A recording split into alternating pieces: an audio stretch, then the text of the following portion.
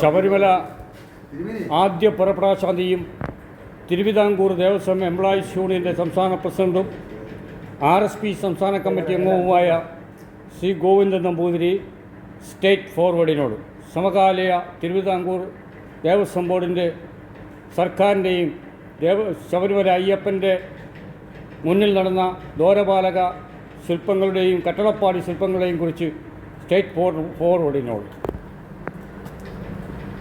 ശബരിമലയിലെ കട്ടളപ്പാളി വിഷയവും ദ്വാരപാലക ശില്പവുമായി ബന്ധപ്പെട്ട വിഷയങ്ങളുമൊക്കെ സംസ്ഥാന സർക്കാർ തേച്ചുമായ്ച്ച് കളയുന്നതിനുള്ള ഒരു ശ്രമമാണ് നടത്തുന്നത്. അതിൻ്റെ പ്രതികളായി കസ്റ്റഡിയിലെടുക്കപ്പെട്ട മുഴുവൻ ആൾക്കാരും സ്വാഭാവിക ജാമ്യം നേടി പുറത്തു പോകുന്ന ഒരവസ്ഥയുണ്ട്. സർക്കാരിനെ സംബന്ധിച്ചിടത്തോളം ഈ ശബരിമലയിൽ നടന്ന കൊള്ള, ഈ തീവെട്ടിക്കൊള്ള ന്യായീകരിക്കുവാനും അതിലെ കുറ്റവാളികളെ മുഴുവൻ രക്ഷിക്കുന്നതിനുമുള്ള പരിശ്രമമാണ് നടന്നുകൊണ്ടിരിക്കുന്നത്.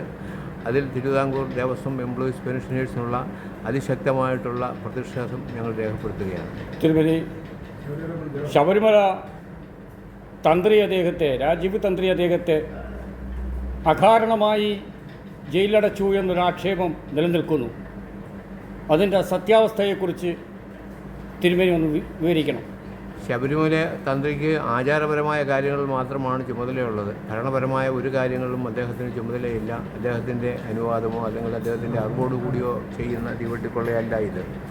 മന്ത്രിയെയും അതുപോലെയുള്ള മറ്റ് ഉന്നതന്മാരെയും രക്ഷിക്കുന്നതിന് വേണ്ടി തന്ത്രിയെ കരുവാക്കുക ആണ് ചെയ്തത് എന്നുള്ളത് ഒരു ഭാഗം. അതുപോലെ തന്നെ യുവതീ പ്രവേശനവുമായി ബന്ധപ്പെട്ട് തന്ത്രി എടുത്ത നിലപാടുകളിൽ അന്നു മുതലേ തന്നെ സംസ്ഥാന സർക്കാരിന് അദ്ദേഹത്തോട് വിയോജിപ്പുണ്ടായിരുന്നു. അതിനുള്ള പ്രതികാര നടപടിയായി കൂടിയാണ് ഈ തന്ത്രിയുടെ അറസ്റ്റും അദ്ദേഹത്തിൻ്റെ പേരിലുള്ള നടപടികളും എന്നാണ് ഞങ്ങൾ വിശ്വസിക്കുന്നത്. ഈ ചുരുങ്ങിയ സമയത്ത് സ്റ്റേറ്റ് ഫോർവേഡിനോട് സഹകരിച്ചതിന് തിരുമേനിക്ക് നന്ദി.